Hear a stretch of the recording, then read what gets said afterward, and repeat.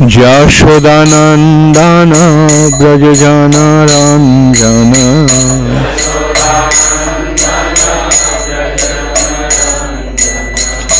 যমুনা তীরা বনচারী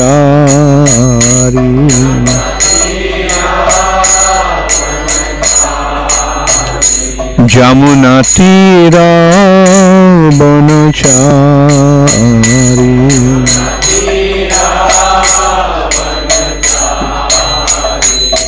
জয় রাধা মাধব কুঞ্জ বিহারী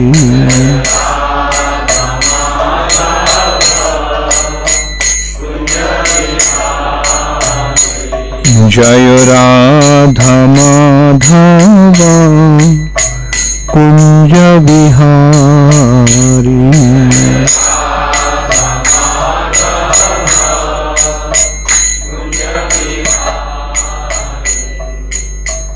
গোপীজন বল্লভ গিরিবরধারী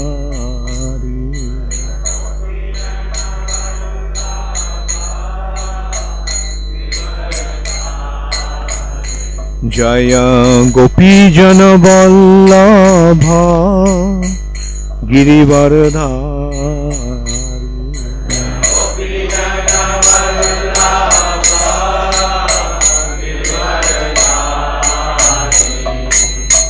যশোদানন্দন ব্রজজনরঞ্জন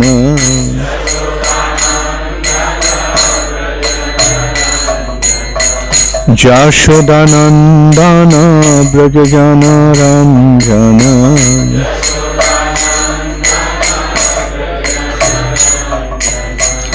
যমুনা তীরা বনচারী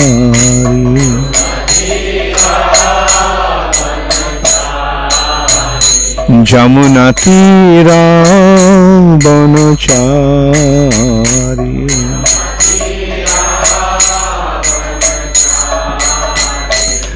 জয় রাধা মাধব কুঞ্জ বিহারী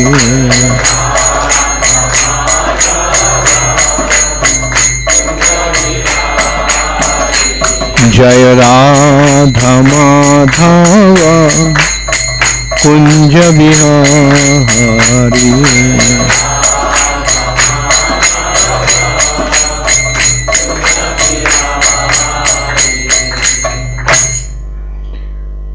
जय ओं विष्णुपाद परमहंस परिव्राजकाचार्य अष्टोत्तर शतु श्री श्रीमद अभय चरणारविंद भक्ति वेदांत स्वामी प्रभुपाद की जय। अनंत कोटि वैष्णव वृंद की जय। नामाचार्य शिल हरिदास ठाकुर की जय। प्रेम से कहो श्री कृष्ण चैतन्य प्रभु नित्यानंद श्री अद्वैत गदाधर शिवासदि गौर भक्त वृंद की जय। श्री श्री राधा कृष्ण गोप गोपीनाथ श्याम कुंड राधा कुंड गिरि गोवर्धन की जय। श्री वृंदावन धाम की जय। श्री मथुरा धाम की जय। श्री जगन्नाथपुरी धाम की जय। श्री मायापुर नवद्वीप धाम की जय। गंगा माई की जय। जमुना माई की जय। भक्ति देवी की जय। तुलसी महारानी की जय। हरिनाम संकीर्तन की जय। समवेत भक्तवृंद की जय। गौर प्रेमानंदे Hari Hari. All glories to the assembled devotees. All glories to the assembled devotees. All glories to the assembled devotees. All glories to Shri Guru and Shri Gaurango. All glories to Shri Guru. Namo Vishnupadaya Krishna Pristhaya Bhutale Srimate Bhaktivedanta Swami Niti Namine. Namaste Saraswati Deve Gauravani Pracharine Nirvishesha Shunnavadi Pashtata. Om Namo Bhagavate Vasudevaya.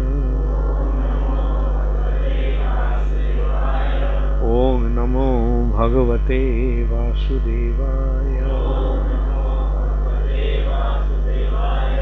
Om Namo Bhagavate Vasudevaya. Narayanam namaskritya Naran chaiva narottamam Devim saraswatim vyasam Tato jayamudiraye Nashtaprayeshu abhadreshu Nittang bhagavata sevaya Bhagavati uttama shloke Bhaktir bhavati naistiki. Srimad Bhagavatam, 5th Canto, Chapter 3, Rishabdev's appearance, Text 3. So it's in prose form, so I'll just read it through. Athaha tamavashkrita bhuja jugala dvayam hiranmayam purusha vishesham kopisha koshayam varadhara murashi bilasachri vatsala labham darabara vana ruha vanamala churja mritamani gada divhi rupa. Okay. Mani gadabhir rupa lakshitang sfuta kirana prabha pravara mukuta kundala kataka koti sutra hara keura nupuradangam kushana vibhushita mritvik sadasya grihapatayo dhana havatto madhanam mupalabhya sha bahumana marhanena vana tashir shana upatasthu. Translation by His Divine Grace, Srila Prabhupada. Lord Vishnu appeared before King Nabhi with 4 arms. He was very bright and he appeared to be the best of all personalities. Around the lower portion of his body he wore a yellow silken garment. On his chest was the mark of Srivatsa, which always displays beauty. He carried a conch shell, lotus flower, disc and club and he wore a garland of forest flowers and the Kaustubha gem. He was beautifully decorated with a helmet, earrings, bangles, belt, pearl necklace, armlets, ankle bells and other bodily ornaments bedecked with radiant jewels. Seeing the Lord present before them, King Nabhi and his priests and associates felt just like poor people who have suddenly attained great riches. They received the Lord and respectfully bent their heads and offered him things in worship. Okay, so read after me, repeat after me. Lord Vishnu appeared before King Nabhi with 4 arms. He was very bright and he appeared to be the best of all personalities. Around the lower portion of his body, he wore a yellow silk garment. On his chest was the mark of Srivatsa, which always displays beauty. He carried a conch shell, lotus flower, disc and club, and he wore a garland of forest flowers and the Kaustubha gem. He was beautifully decorated with a helmet, earrings, bangles, belt, pearl necklace, armlets, ankle bells, and other bodily ornaments bedecked with radiant jewels. Seeing the Lord present before him, King Nabhi and his priests and associates felt just like poor people who have suddenly attained great riches. They received the Lord and respectfully bent their heads and offered him things in worship.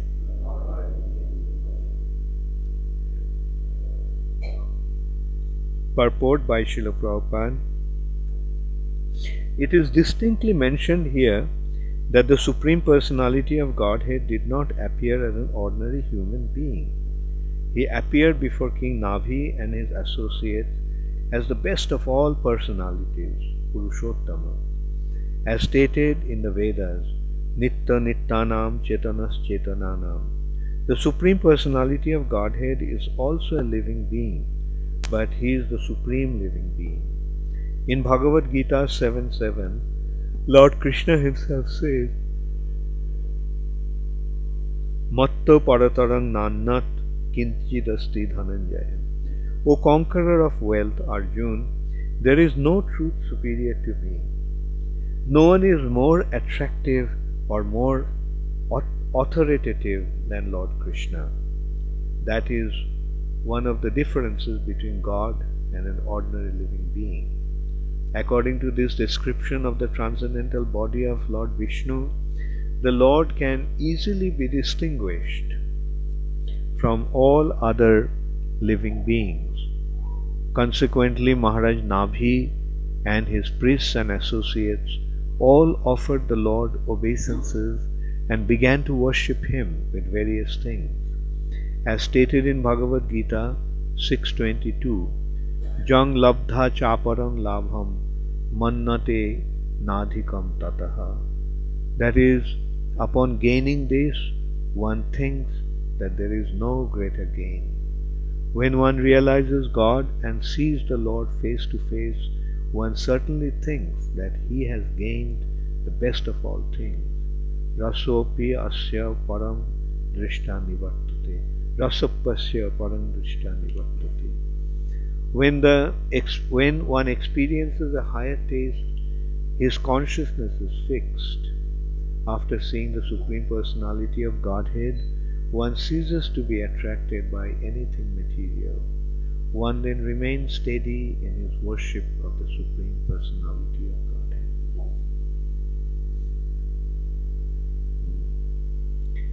So, this chapter is describing Lord Rishabdev's appearance. And it is going on like this. Rishabdev's father, King Nabhi, and mother Meru Devi performed great austerities. And they also performed yajna. And as a result of that, the Supreme Personality of Godhead appeared to them. And here is the description how he looked like. The Lord appeared before King Nabhi with 4 arms. So he appeared with 4 arms. And he was very bright.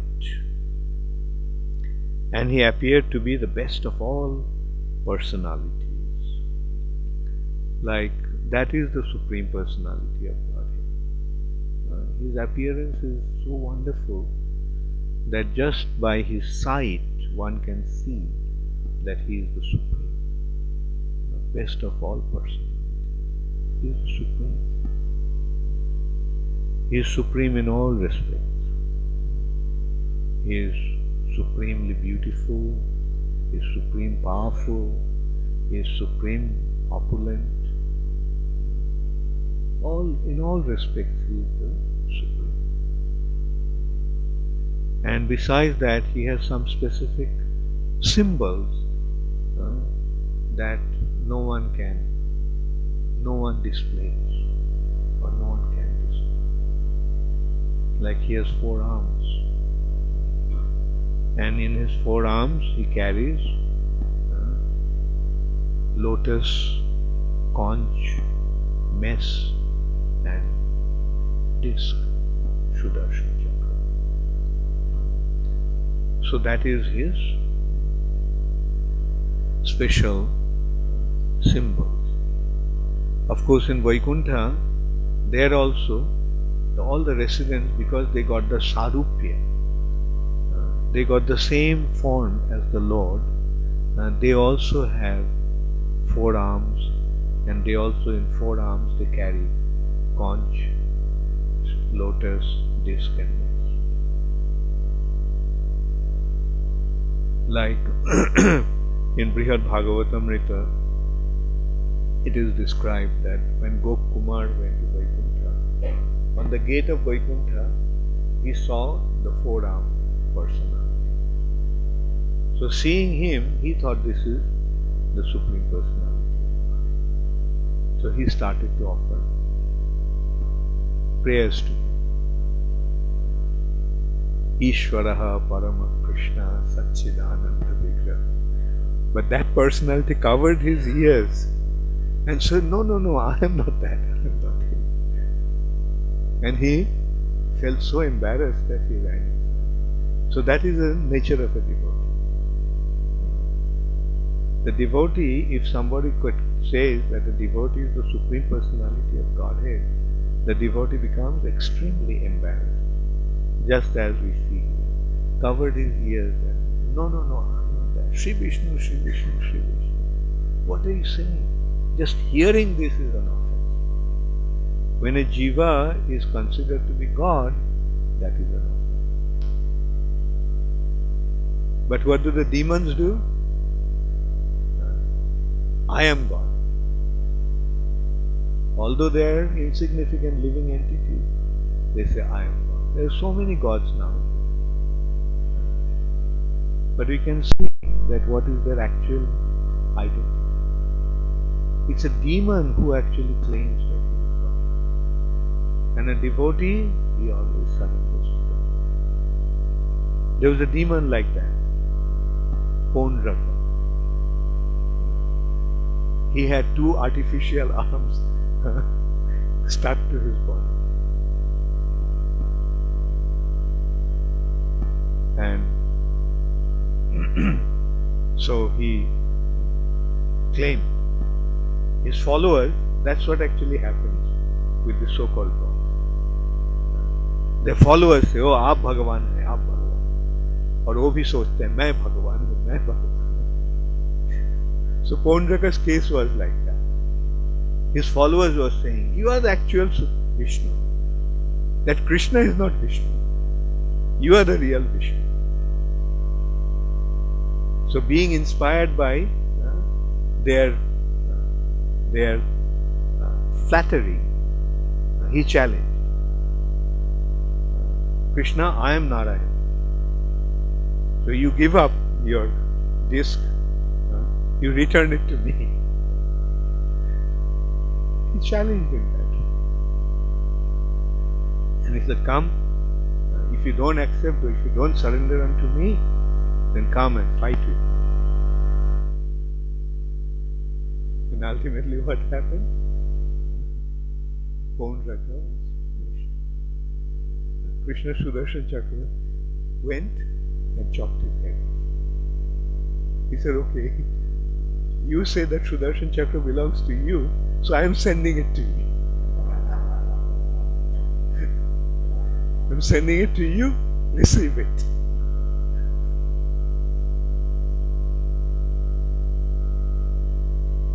And this is how the demons are eventually exposed. They claim that they are God, but then they end up in the deathbed. In the hospital, needles stuck all over the body, and lying down. Still they won't surrender. They would go fall like this.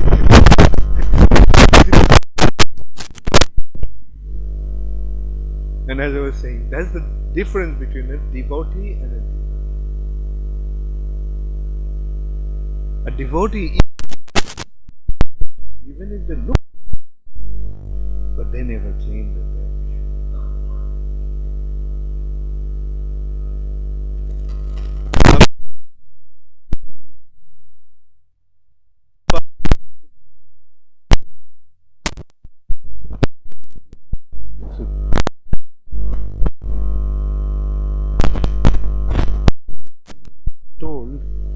that by seeing somebody, when his other two arms will fall off, he'll kill him. And so was visiting her brother. Actually, Shishupal was Krishna's cousin. And she was actually taking Shishupal to different people, that to see who is going to be Shishupal's arch enemy.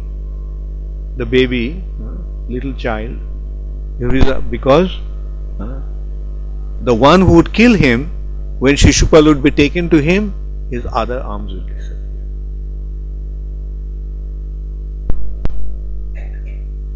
But never happened. Took to all the different kings and things, nothing happened. But ultimately, at that time, Krishna also was a little baby, little child. When he was brought to Krishna, then two arms fell off. So his mother realized that Krishna will kill him. And Krishna would kill him. So mother requested, please tolerate his 100 offenses. That offenses, not ordinary offenses, so severe that each offense would be justified to kill him. So you can see, like, Krishna said, fine. And Shishupal was committing offense one after another to Krishna. He just couldn't stand Krishna. So this is the nature of a demon. Can't tolerate Krishna. The Supreme Personality is so envious. They are so envious and they are so puffed up. Their false ego is so intense that they cannot tolerate the Supreme Personality of Godhead. Their attitude is, why he should be glorified? I should be glorified. I am the greatest. That is how the demons think. I am the greatest. Why he is great, being worshipped? I should be worshipped. So that was Shishupal's attitude. He was constantly offending Krishna. And finally, at Yudhishthira Maharaja's Rajasuya Yajna, his 100 offenses were completed. And so Krishna's Sudarshan Chakra went, chopped off his head. Of course, these are great demons, but nowadays they are all miniature demons. The miniature demons, and they claim, I am God. And their followers say, Aap Bhagavan hai, haan. And he takes Bhagavan such and such. And then Krishna comes to them. Krishna comes to the demons. In which form Krishna comes to the demons? In the form of death. So at that time they have to surrender. They don't want to surrender to Krishna, but they have to surrender to death.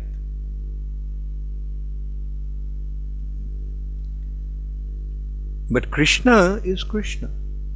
He doesn't have to become God. He is God. The demons want to become God, like Hiranyakashipu, perform such severe austerity. For what? He wants to be superior to Krishna, superior to Hari. But who can become superior to Hari?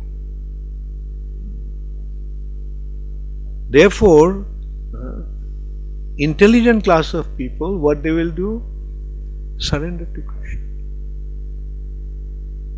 Surrender to Krishna and become engaged in his devotional service. And then Krishna gives him all protection. Krishna gives him all protection. For him there is no death. Mrittur mrittur namam maham. Death cannot come to the devotee because the Lord is there, who is death of death. So death runs away from him. So, so that is the advantage of being a devotee. The first advantage is ahang tvang sarva pape mokshayishami masucha. I will deliver you from all your sinful activities. And deliverance from sinful activities means no suffering. One suffers due to sinful activities. Sinful activities causes one to suffer, and pious activities causes one to enjoy. So if there is no sinful activities, then is there any possibility of suffering? No.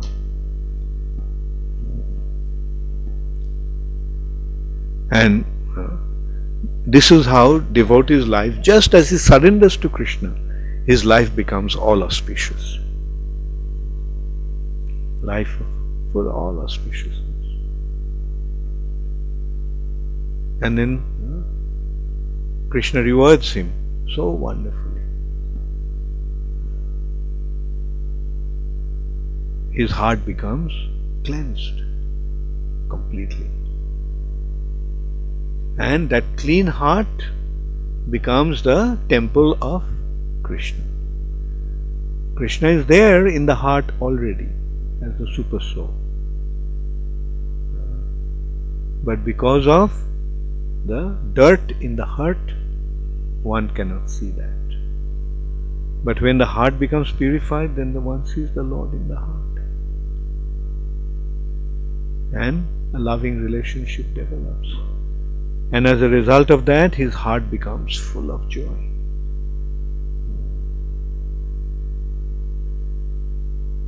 The heart becomes full of joy. So even though he is in the material nature, even though he is in a suffering, the world of suffering, dukkhalayam, but dukkha, suffering, cannot touch him. He is free from all kinds of suffering conditions. Rather, his heart becomes full of joy. Even in this material nature, he is full of joy. Even though the body is an instrument to receive pain, for him there is no suffering. Because his consciousness is not in his body. His consciousness is with Krishna. So whatever happens to the body doesn't affect him. And finally, when the time comes to leave the body, that's the chance to, that's the opportunity to become free from the material bondage. We are tied down to the material nature with this body. The bodies, actually, two bodies, gross body and subtle body. When the gross body dies, one becomes free from material body. But because the subtle body is still attached to the material nature, one has to come back. Subtle body brings him back to another womb of the mother. Develops a body according to the karma, according to his past activity. But for a devotee, there is no subtle body. Devotional service destroys the subtle body. So the devotee doesn't have a subtle body. And that, the freedom from subtle body is called Sarup, is spiritual identity. Sarup Siddhi. And how does it happen? The subtle body doesn't die, gross body dies. Subtle body doesn't die. But the subtle body becomes spiritualized. Subtle body that is composed of mind, intelligence and false ego. When one constantly thinks of Krishna with his mind, mind is spiritualized. In this way, when one becomes engaged in serving Krishna, then his intelligence is purified. Dadami buddhi yogam tam. Krishna gives him buddhi yoga. being engaged in devotional service, his intelligence is purified. And in this way, when one becomes engaged in serving Krishna, Jiver Sarup hoy. So Sarup, no more false ego. So this is how he becomes free from mind, intelligence and false ego. So no more mind, material mind, no more material intelligence, no more material false ego. It is pure spirit soul in this apparently gross material body. Iha jasya harer dasye karmana manasa gira nikhilasyapi avasthasu jivan mukta sa uchyate. Jivan mukta. Although he is living in this body, but he is mukta, he is liberated. Nikhilasyapi avasthasu, in every condition. Why? Iha jasya harir dasya, in the service of Hari. Karmana manasa gira. Karmana, body. Gross body is engaged in karma. Manasa, mind, subtle body. Gira, speech. Kai, man, vakya. So when this is engaged in serving Krishna, one becomes free from material bondage. And then when the time comes for him to leave the body, gross body, where does the spiritual body goes? Back to body. So that is called Vastu Siddhi.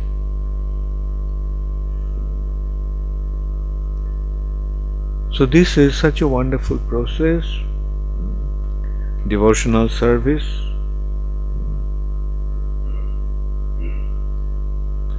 And so that is the advantage of being a devotee. Immediately one receives the mercy of the Lord. And as it has been described here, the sight of the Lord is so wonderful. Attraction automatically becomes there. One automatically becomes attracted.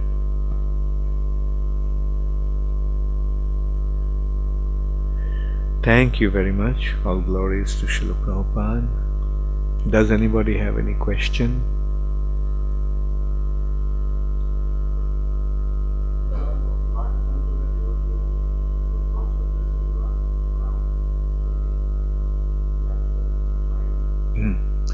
Oh, he should keep on practicing, then consciousness will become purified.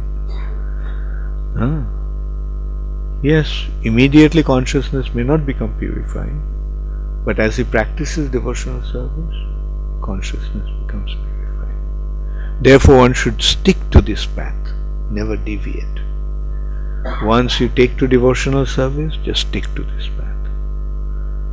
ठीक है, पूरा साफ नहीं हुआ. अगर हम सही राह में रहते हैं तो साफ हो जाएगा दिल.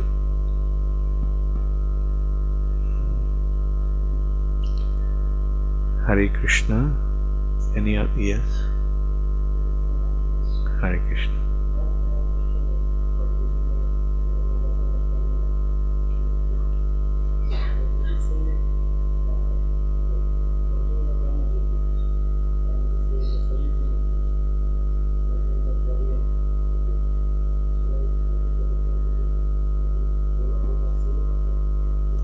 No, you see, in Sajuja Mukti, the form of the Lord is not there.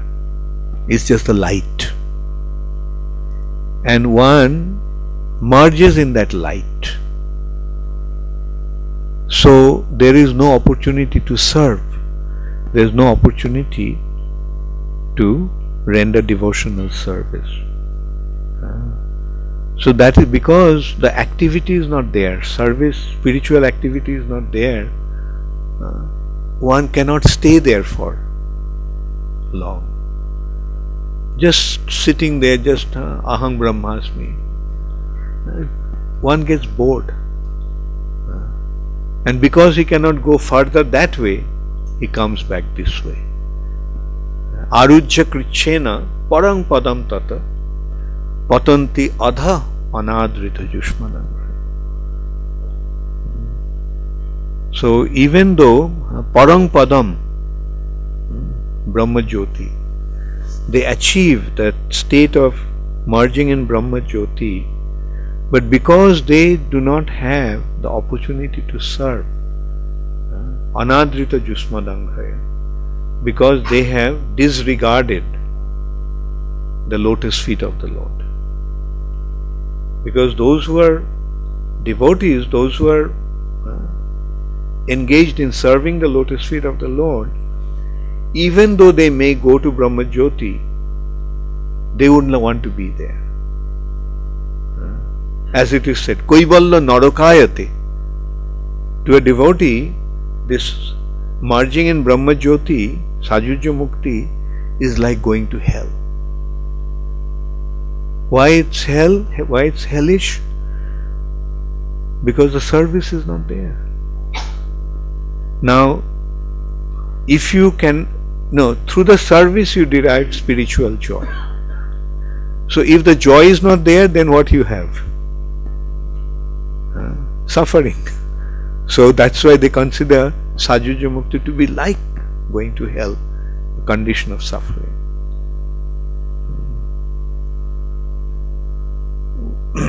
So that's why Sajujya Mukti is not desired by the devotees. But in order to understand what is beyond Sajujya Mukti, one has to come to a devotee. Because only a devotee can give the information about the Lord and devotional service. Those who do not know about the Lord, how can they speak about devotional service? So that's why it's so important that one comes across a devotee. We see in places like here, holy place, but because they haven't been affected by devotion, their goal is Sajujya Mukti. They, like local people, their understanding is Raghav Pandit, goal kya tha pehle? But then after they came across devotees, then they got to see that that is not the ultimate goal. The real goal is beyond that. The real goal is being engaged in service to the Lord. Like I noticed, like here most of the people, they are impersonalists, Mayavadis.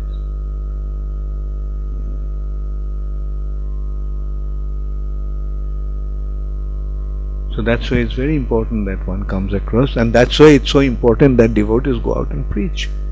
We came here, things changed. If we didn't come here,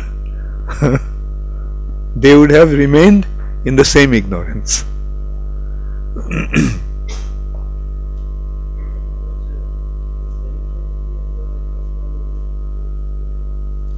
There are two types of impersonal liberation, positive and negative. The positive one is to understand that this Brahma Jyoti is the effulgence of the Lord, and beyond Brahma Jyoti is the Lord. But the negative liberation is Mayavad. That is the Lord's form. You see, why they cannot go beyond Brahma Jyoti is because they think that the Lord also is a product of Brahma Jyoti. Their understanding is that Brahma, Satya, Jagan, Mithya. Brahma is the ultimate. Brahman is the mode of goodness, is Narayan. Brahman in the mode of passion is living entity. So when the jiva transcends the mode of passion and comes to Narayan, comes to a mode of goodness, then they become Narayan. That's why they call the sannyasis who are supposed to be in the mode of goodness Narayan. And some people even think that, all people are Narayan. Daridra Narayan. All poor people are Narayan. Narayan is Lakshmipati. But here Daridra Narayan. So these are all, people, those who don't have the knowledge, but go out and pose as a wise man. And as a result, what happens? Simply misdirect people, misguide. The real knowledge comes from this, Bhagavatam, Bhagavad Gita. And the books are not enough. You need a teacher to explain the book. So they may have the books, but they don't have the teacher. And that's why they're in such a state. Again, that's why it's so important to receive the knowledge from a bona fide devotee. Okay, again another question from Ankit from USA. Hare Krishna Guru Maharaj, Pam Hoeji TSP. Krishna wants the same thing everyone wants, to become an object of love, to become something worthy worthy of attention and dedication, to become something another consciousness finds worthy of being conscious of. How can we give Krishna what he wants? How can we focus our attention and consciousness on him? To me, the easiest, simplest, best way to do what Krishna wants, to love him, by focusing attention on him, is to focus our consciousness on his names. Guru Maharaj, please help. How can we improve our chanting so that we can be more conscious and attentive of names which is non-different than Krishna? Very nice question, Ankit. The way simply is chant the holy name. Now when you chant the holy name, what should you do? Hear the name, hear the sound vibration. So that is the way to receive Krishna in the form of Shabda Brahma. Krishna manifested, Krishna incarnated in the form of the holy name. In simple words we can say, if you want to see the holy name, what you should do? Can you see the holy name with your eyes? Can you touch the holy name with your hands? Can you smell the holy name with your nose? No. The only way you can receive the holy name is through your ears, hearing. Just hear. Shravanadi Shuddha Chitte Karai Uday. Shravan, hear. So when you hear, and due to hearing, when the heart becomes purified, then Krishna will manifest himself. The holy name is Krishna himself, but we cannot perceive. The only way you can perceive Krishna is by hearing. And just do that and the rest will happen. From his name, his form will become manifest. His qualities will become manifest. His activities or pastimes will become manifest. His associates will become manifest. His dham will become manifest. Thank you, Ankit, and thank you for staying up so late. Gaur Premanande Hari.